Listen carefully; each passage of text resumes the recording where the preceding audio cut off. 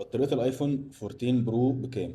بطارية الايفون 14 برو في منها الكوبي والهاي كوبي والاصلي. الاصلي طبعا جديد مش الاصلي خلع، لان في فرق ما بين الاثنين. الاصلي خلع لما بتتغير بيجيب لك في الاعدادات اللي هي دي يوزد من ابل، وبتبقى جايه متبرمجه وبتعمل لها كاليبريشن في الاعدادات بدون بقى اي فلاتات جي سي ولا اي حاجه.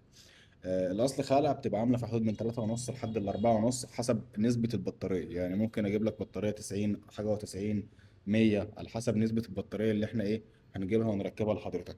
الاصلي الجديد عليها خصم دلوقتي لحد نهايه شهر نوفمبر، عامله 2500 جنيه بدل 3500 جنيه.